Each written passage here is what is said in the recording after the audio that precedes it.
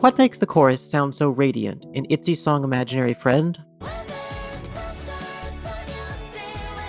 It's in how they use the tension between the melody and the chords. Hi, I'm Sean, a classical composer and pianist, here to break that down. Imaginary Friend is in F-sharp minor and repeats this progression of chords: D major, E major, and F-sharp minor.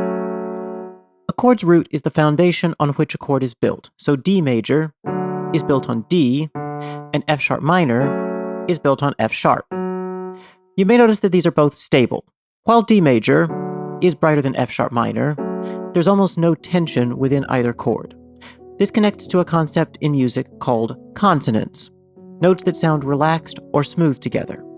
In the other direction is dissonance, a spectrum of increasing tension. Sometimes a misleading description presents this as consonance sounds good to us and dissonance sounds bad. This is false. This makes as little sense as saying that conflict in stories is generally unappealing. Consonance and dissonance are also not a binary. There's a spectrum from the purest perfect fifth to the pure but top-heavy perfect fourth, going to the warmer thirds and sixths, to the mildly dissonant minor seventh and major second, to the more biting major seventh and minor second, and to the uneasy tritone. All synchronous notes are interacting with each other harmonically, but the most prominent two are the melody and the root of the chord, which in Imaginary Friend is consistently in the bass. And so the color of the melody depends significantly on how it interacts with the chord roots. At the beginning of the chorus, after a pickup of C sharp and E, the melody lands on F sharp a third above the root D, which is warm, but not particularly intense yet. But just before the chord moves, the melody takes a turn from a pure fifth above the root to a spicy tritone, and then leaps down to a sixth above the root. What's notable here is that while those last two notes, G sharp and B, pull away from a D major triad, they fit in an E major triad, which is the next chord.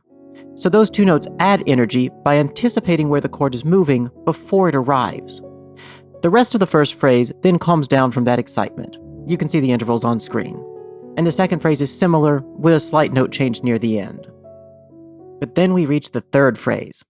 This begins with E to C sharp over F sharp minor. But as the chord moves back to D major, it makes the E a major second relative to the root, and C sharp a major seventh against it. One dissonance leaping to another with no intervening consonants. And the melody repeats those notes for further emphasis. When it does move from those, it's still not to a stable note, but to G sharp, which is a tritone against D, and which again anticipates the chord moving to E major. But almost as soon as the chord moves to E major, the G sharp doesn't remain stable, but moves down to F sharp, a major second against E. Only at the end of the phrase does the melody stick mostly to stable notes. A quick C sharp, up to B, which is briefly suspended as the chord moves to F sharp, but then resolves quickly to A and sticks to consonances or mild dissonances for the rest of the phrase.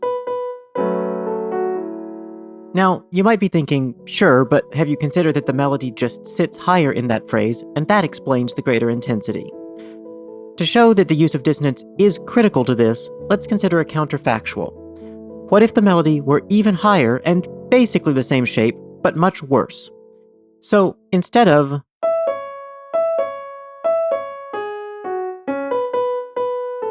imagine if it were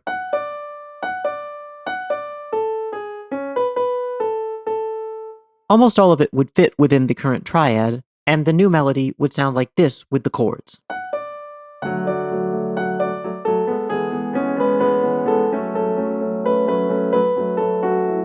You might notice how, despite being even higher, this ruins the intensity of the melody. The string of dissonances between the real melody and the bass is essential. One final thing giving the third phrase of the melody more impact is that it's foreshadowed by the beginning of the pre-chorus.